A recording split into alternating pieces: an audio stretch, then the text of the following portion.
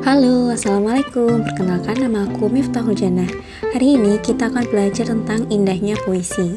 Sebelum masuk ke materi, ada yang suka baca puisi nggak? Atau suka nulis puisi ala-ala anak indie? Puisi memang termasuk karya sastra yang indah dan menarik untuk dibaca. Tapi apakah kalian tahu pengertian puisi sebenarnya? Dan apa aja unsur-unsur pembentuk puisi? Yuk, kita simak video ini sampai habis. Jangan sampai di skip ya. Jadi ada 4 pokok pembahasan. Yang pertama pengertian puisi, yang kedua jenis puisi, dan yang ketiga adalah unsur puisi, dan yang terakhir adalah struktur batin puisi. Puisi adalah teks atau karangan yang mengungkapkan pikiran dan perasaan penyairnya dengan mengutamakan keindahan kata-kata. Secara garis besar, penyair menulis puisi tersebut terinspirasi dari pengalaman pribadi. Penyair bisa menuangkan segala macam bentuk perasaannya seperti kerinduan, kegelisahan, pengagungan, dan bahkan tentang kesedihan dan kepedihan. Contohnya, seperti Gus Usman atau Usman Arumi. Beliau menciptakan puisi yang sangat indah untuk istrinya yang berjudul Kidung Kekasih. Selanjutnya adalah jenis-jenis puisi. Yang pertama adalah puisi naratif. Puisi naratif adalah puisi yang mengungkapkan cerita atau penjelasan penyair. Puisi naratif ini dibagi menjadi 2 bagian, yaitu balada dan romansa.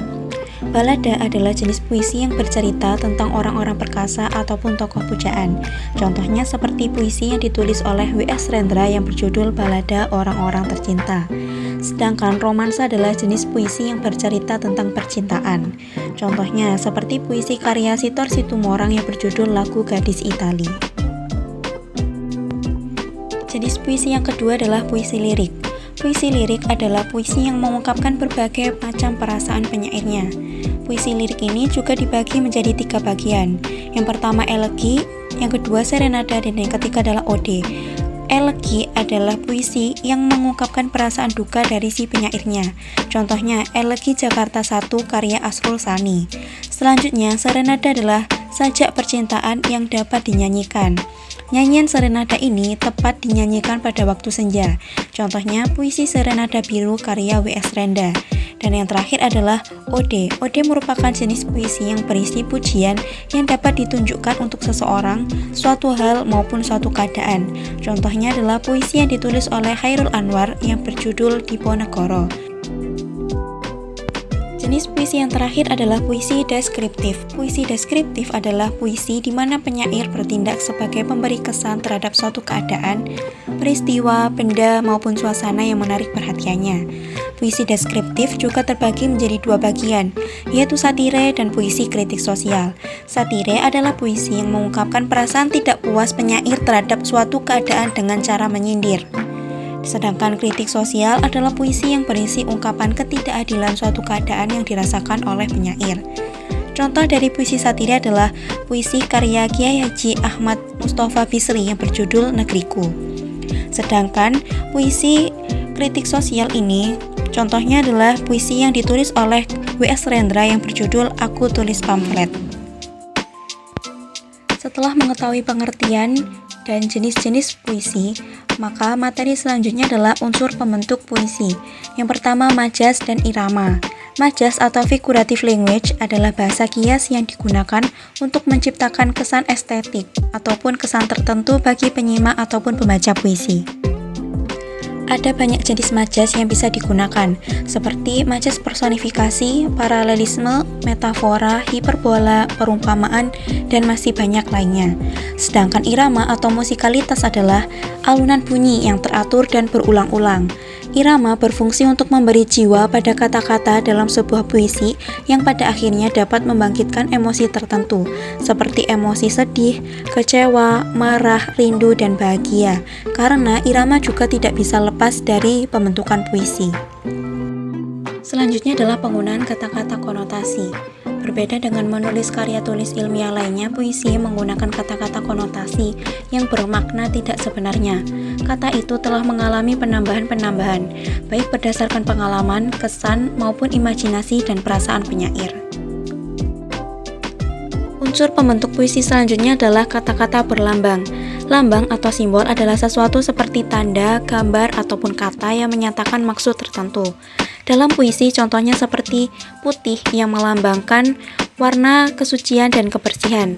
Bunga itu melambangkan kecantikan, api yang biasanya identik dengan kemarahan, dan baja yang melambangkan kekuatan ataupun ketangguhan. Kemudian ada pengimajinasian dalam puisi. Pengimajinasian atau imaji adalah kata atau susunan kata yang dapat menimbulkan khayalan atau imajinasi.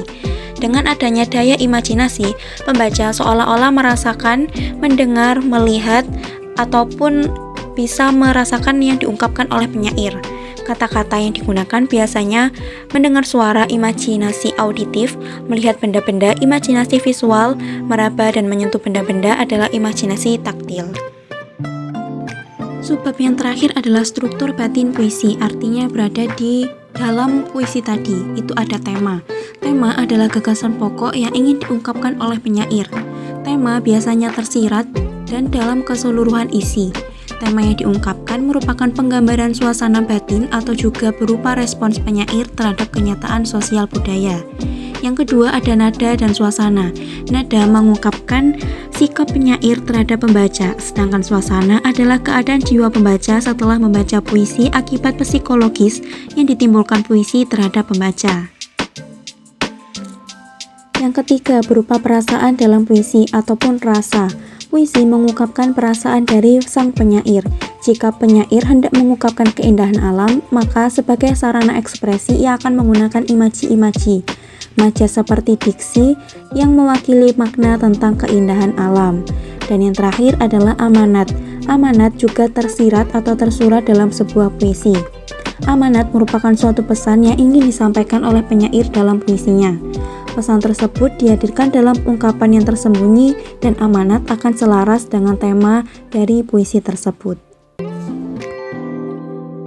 Nah, itu tadi adalah pembahasan mengenai indahnya berpuisi, mulai dari pengertian, jenis, unsur pembentuk, sampai dengan struktur batin puisi.